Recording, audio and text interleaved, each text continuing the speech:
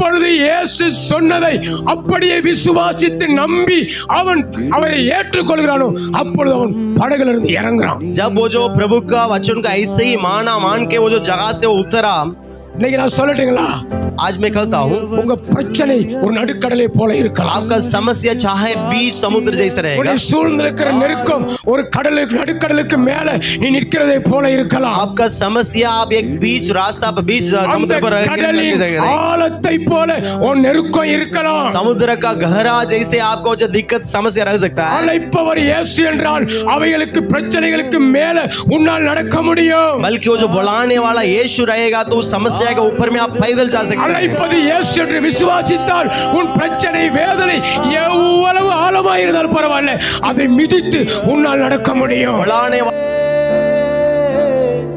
तू दिख पा